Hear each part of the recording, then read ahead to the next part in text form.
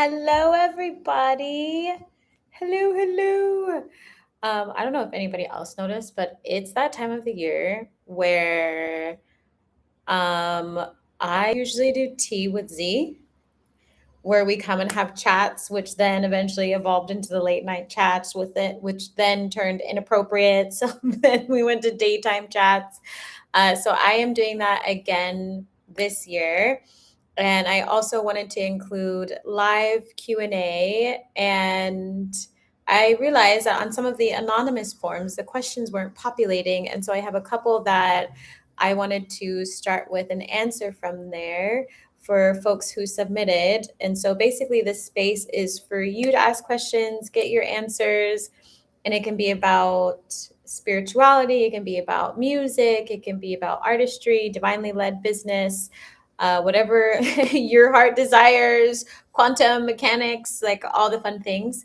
I just figured it was a good space for folks to get together, say hi, be in community. But I'm going to go ahead and pull up one of the questions and just jump right in. And if for some reason you are watching the replay, feel free to drop some emojis, like drop some heart emojis if this is helpful for you. And if you have any questions, you can drop them below in the comments, or I'm going to put in the community tab the anonymous link to submit your questions. So the first one that I saw on the form, and I'm going to read it because it's about music creation. They're talking about how they get stuck on creating a beat. They have a complete idea of the sound they want to create, then get caught up on production program to use.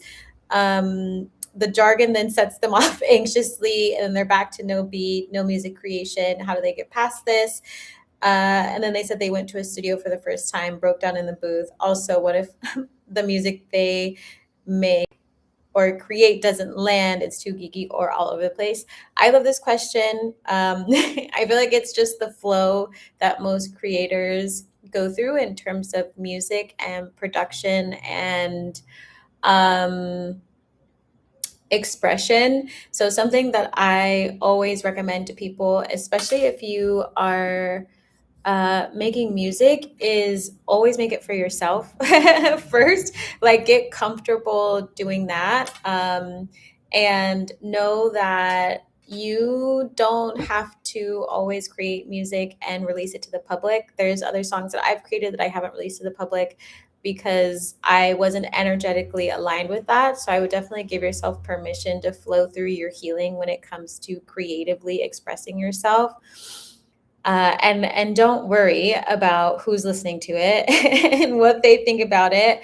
There's going to be someone for everyone. The way I kind of see it and explain it to folks is, when you go into the store and you go shopping, are there things that you love? Yes. Are there things that you dislike? Yes. Are there things that you're kind of like about? Yes. But at the end of the day, it doesn't matter. It doesn't matter. You go towards the thing that you like, and everybody's the same way. And that moment when you also go to the store and you're like, I've been looking for something like this. There's going to be fans for your music as well, but they're not going to know you exist unless you put yourself out there. So just do your best to go for it. But in terms of like programs and things like that, use whatever is the easiest on your nervous system. And if you're not able to do it, give it to someone who can. And the reason why I say outsource things, it's like, why waste your time and your energy on trying to create something in a program that gives you stress when you could literally just give it to someone who's a master at it, and they can make your life so much easier, and you can release a lot of that fear, a lot of that grief. And it was the same thing for my music journey. I have a very quirky sound. And even when I go out and perform and sing, sometimes people are like, oh, your voice is a little bit different, or blah, blah, blah. And it's like, yeah, everybody sounds different because we all are different people. But you get comfortable with loving yourself. So the more that you love yourself and you love your sound, the easier it gets to create music. And then you realize, oh, like, I didn't die when I release it. And and there's always going to be people who love you regardless, but as long as you love you, that's all that really matters. And falling apart in the booth is something that I feel like many artists have done, but they never talk about. I have not fallen apart in the booth, but I have definitely had the worst panic attacks. The worst. And luckily, my good friend, who is very well known in the music industry, talked me through it, and actually, spirit helped me ahead of time. One of my Sybil sisters, she's a seer like me. And so she was like, I'm going to tell you about what it's like going into the production booth. She's like, this happened to me. I croaked, I cried, I did all those things. And the next week I was flying to LA to go to go sing in a music studio. And it was like, that helped me, but it also allowed me to be like, okay, whatever comes out of my body comes out. So expression and music and art are so emotional and so healing at the same time that it's like, you're bound to experience some sort of emotional release because it's healing. And so just allow yourself to be in the flow. I've cried even during performances when I would sing on stage and do classical music because you just get moved by whatever is there. So, so just give yourself some grace and go one day at a time. The next question I had on here was, I'm having trouble sleeping because once I doze off, it feels like many beings are around me. It feels uneasy and a little terrifying. The body feels kind of heavy, but as if someone is pulling on the electromagnetic field, I guess. Either of you felt this? If so, what is it and what am I supposed to do? So one of the most important things when it comes to experiencing entities or just having energy in your space in general, you must always be doing your generational healing, and you must always be focusing on releasing fear and doubt, and learning how to shield and protect. And that's not like a survival thing. It's more of like, you will attract energies based on your own frequency, and it's very similar to manifestation. But when you don't shield and protect your energy very well, like literally when you go to sleep and you go into a liminal space, your energy is already open. So having some sort of closing practice where you can shield yourself, where you can ground in, you can tether. Tethering is a great practice to make sure you are stable and put your energy into a bubble and call in your aura. It makes it very difficult for energies to be around you. But since I'm not in your space and you're not here, like, I would also think about how often you cleanse your physical space. What are your connections like to the spiritual realm? Do you have boundaries set with people in the spiritual realm so they can't quite access it?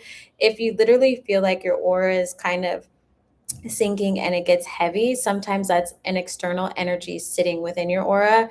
So, as a medium like myself and a teacher who helps other mediums and seers and psychics, like, you have to constantly be clearing out your energy because you will pick up stragglers. You will pick up stragglers who are just there for a ride and want to hang out. And like, they're like, ooh, this person can see me. They have really great energy. And so you have to like shut your energy, clear them out so you can pull your aura back in so it doesn't feel as dense. But a lot of the time when you feel fear, that energy seeps out of you and can get very dense because fear and sadness, worry, scarcity mindset, any of those things, it's a lower frequency than living in an energy of joy and happiness and love and groundedness and feeling protected. So when you feel those emotions, when you go to bed and you feel rested and you feel grounded, things can't come into your aura as much. So there's a few different things that I would say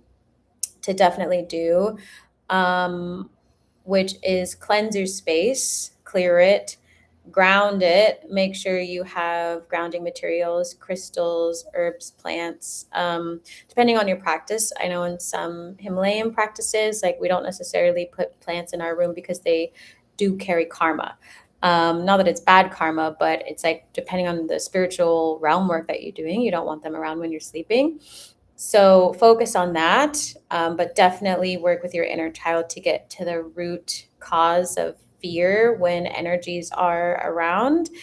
In the beginning of my journey, I was actually quite fearful of things being around. And it also came from, my family treating me like I was crazy when I was talking about spirits or when I would sense them. And so I began to fear it because they feared it. And I was like, I don't know what the hell I'm fearing, but if you're fearing it, it must be bad. And then more people I came across, which was like going into certain religious spaces that feared it as well or thought it was evil, made me fear it even more and fear myself. So then when they came around, it was also about, do I actually have the skill and the know-how to protect myself, to do what I need to do so that I don't get stuck somewhere? Like it was actually like a lot of self-worth masquerading and not having enough understanding of how to navigate the spiritual realm that was making it harder for me. And so I went on my own healing journey. I went on my own revealing practices with my ancestors, and they taught me, deities taught me, God taught me, like lots of energies came to help me understand, so that if I did experience that energy, I always started with myself to adjust how I was feeling, how I was experiencing the world. And then I would use my spiritual tools to come in and protect myself and also remove entities from my space. The better you get at your spiritual practices, the stronger your protection comes. And then you become quite insulated from a lot of negative energy because, like, if you're like me, I venerate a lot of my ancestors like every single day. And so they also protect me. Angelic energy protects me because I work with it every single day. And with time, you just can hold that energy and you can safely exist within it, and nothing can really touch you other than your own ego. So yeah, hopefully that was helpful. But I love talking about dreams because that's been coming up a lot for people, and just that liminal space. And I have had on the back burner, and now it's officially coming forward. The path is open. I do have an astral protection meditation that I am going to drop on Insight Timer. It was like in the cosmic universe of like not getting approved for a while, and now it's finally moving forward. So I'm excited to share that with you all, and it takes you through grounding yourself, tethering yourself, clearing your energy, so that way you can go to sleep more grounded. And I know we had a conversation before as a community about things that you wanted to talk about, which was dream catchers. Dream catchers are great. It's a beautiful indigenous practice, and each culture has a different version of some sort of dream assistance, whether it's energy work, something you place in your home, a charm, a talisman.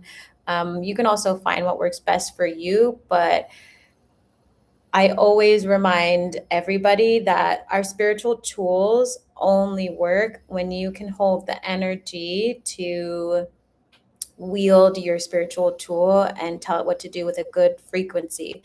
Because if you're the one generating low frequency energy, the dream catcher is not going to catch you. You know what I mean? So you're just going to keep generating fear, which then generates, a bunch of nightmares, which the dream catcher is just going to keep catching the nightmares, but you'll keep having nightmares. And then you'll look at the dream catcher and be like, why aren't you working? It's like, well, because you're the one generating the energy and you're the one creating the reality. And so if you don't do your spiritual healing and your spiritual practices and working with your inner child and releasing the fear, the dream catcher is useless. It's absolutely useless because it's just an infinite loop of you creating chaos. So always make sure that you have some sort of healing practice. And it's very common because of imperialism, colonialism, for many folks to fear their gifts. And since we are the ancestors, we also carry their energy. And if there's any, church hurt or witch wounding, or having to hide, run for their lives, like we carry that energy along with our own past lives. And so we have to be able to heal that as well, because energy doesn't get destroyed. It just like moves and changes form sometimes.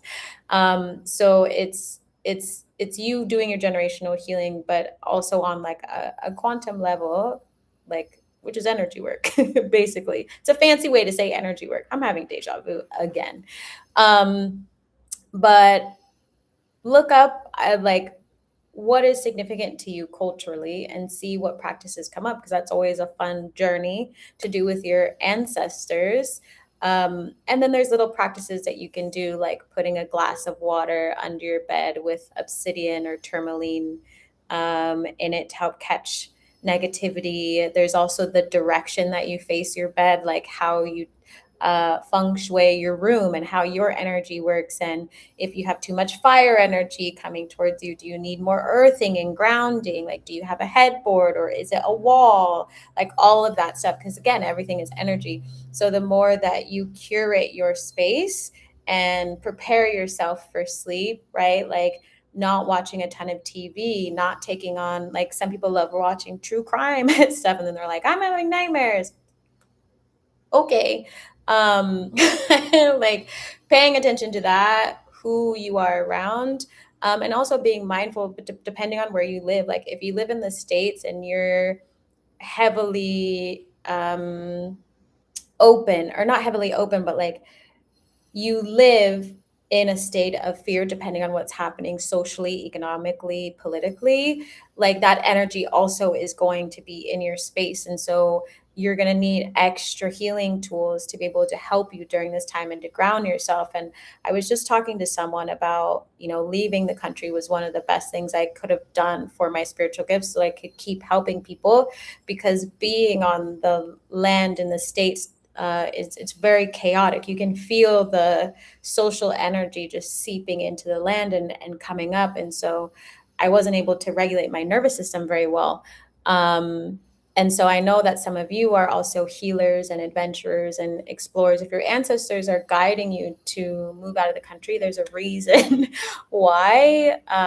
And you'll likely find a lot more peace and a lot more happiness, that will also affect your dreams and your energy and your aura, because it's like you're walking around feeling almost like a little bit of extra static.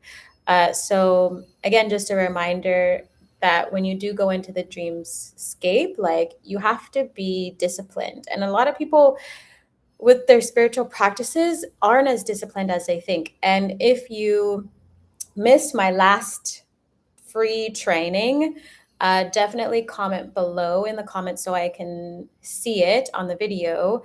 It's called Magical Morning Routines. It was a 5-day ascend to happiness journey. And I recorded the whole thing. So if you want the recording, definitely let me know and I can drop the link to share it with you, and you can get access to that. So, in order to improve your gifts, even while you go into the dream state, it starts in the beginning of the day. So if you are in a very enlightened and blissful state in the beginning of the day, you will carry it with you until the end of the day.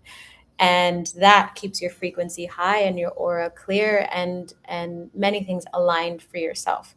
So that is also available. But I do talk about, being disciplined in your spiritual practices. And I didn't get in this state of having very strong gifts because I was lazy.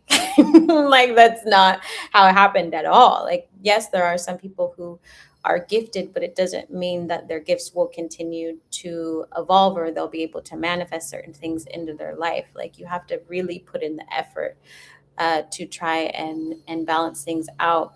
I think the other thing that we had was also, someone had a question about quantum creation, which in and of itself is like just the physics term for manifestation. Manifestation also being like more about intention and emotions and desires, where quantum creation is more so about taking the action and choosing something, and in and of that choice, you create focus, and then whatever you are focusing on is created.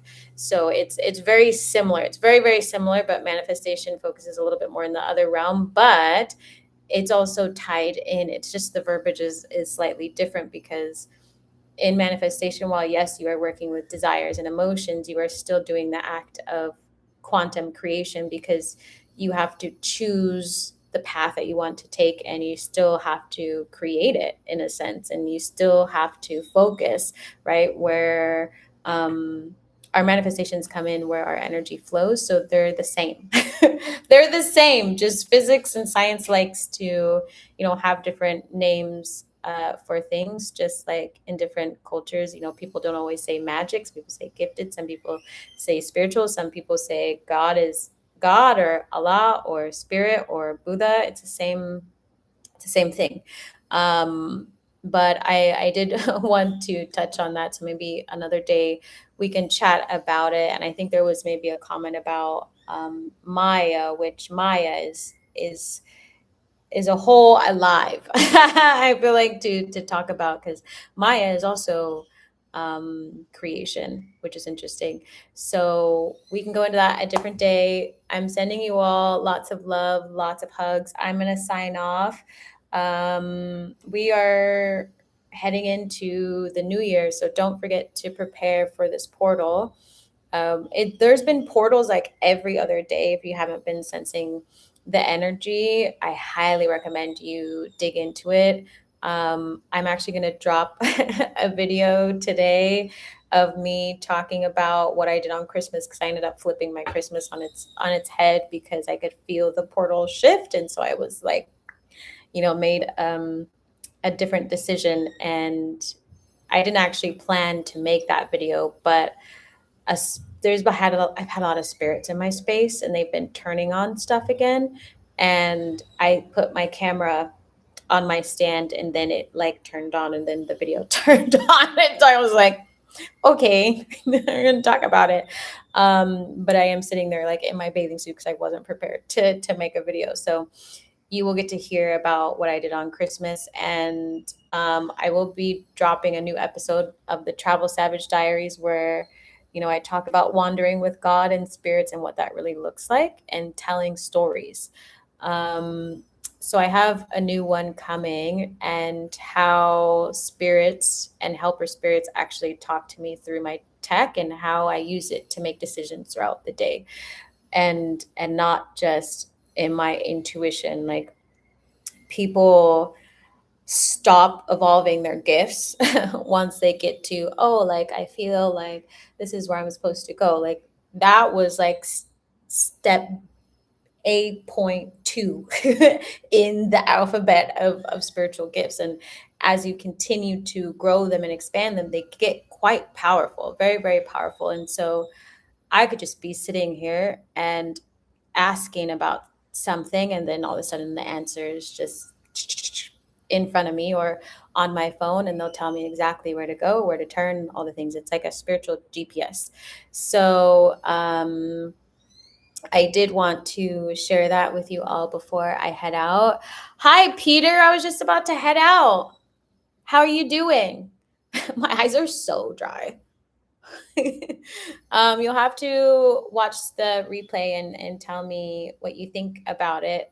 But I'm going to be doing my best to come on live when I have the energy.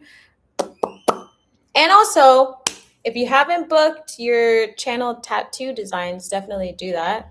I have some orders I'm going to be filling very soon, and it's a lot of fun. I get to channel and tap into your energy and your ancestors and deities and all the things. It's fun to see what can be created.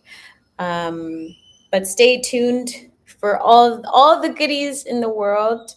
And again, I'll be dropping the anonymous link, but I will talk to you all soon. Ciao, everybody. I hope you're having a really great holiday, doing whatever your heart desires, whether that's rest or singing, dancing, praying, being with family. Don't forget to pay it forward to the community. I'll look at it. Cool. Yay. Don't forget to pay it forward to the community. the holidays are not just about you, right? So there are many people in the world who need a lot of help. Go help them. But I will talk to you all later.